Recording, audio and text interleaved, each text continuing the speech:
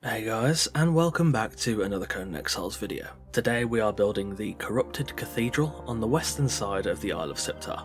This build requires the Siptar and Numidian DLC to construct. For decoration, you'll need some items from the Battle Pass, alongside 8 different mods that I've used for decorating the interior and the humans within, though this can be built without any of the mods I've used.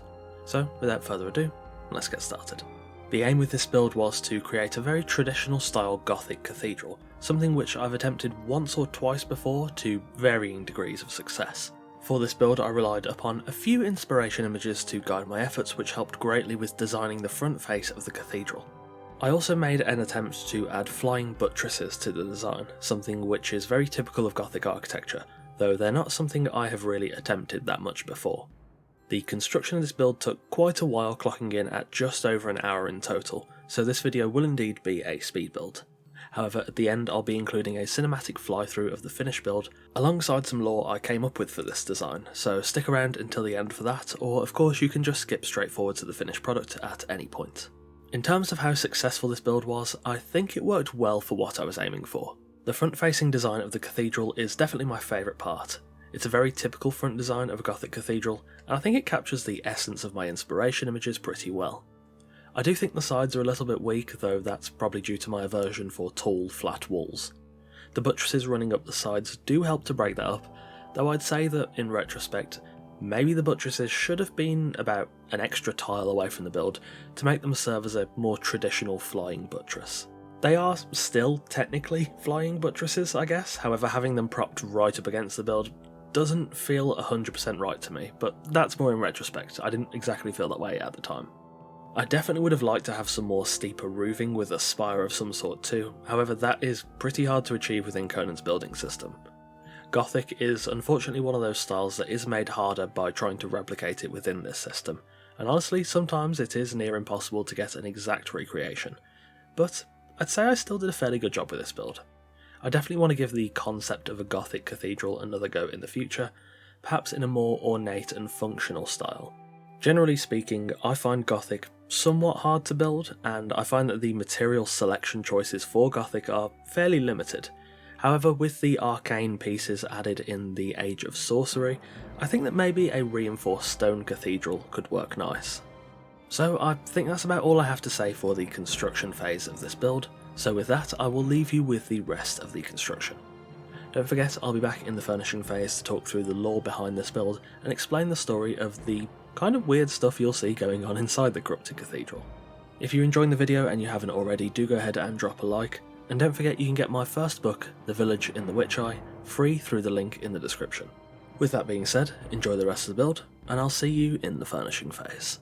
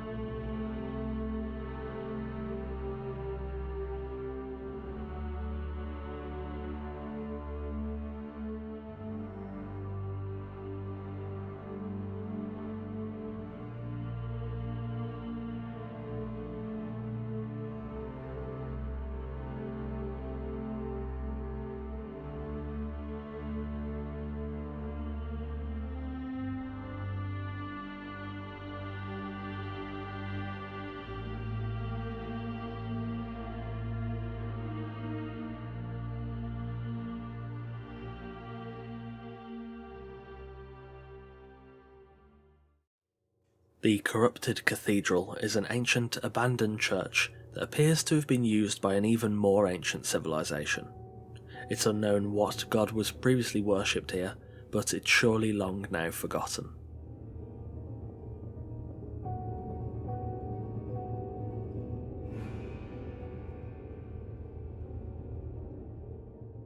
Within the cathedral, the ancient halls now house something entirely different. Within, the cult of the devil god have taken over, establishing a dark altar amongst the debris of the previous ancient shrine.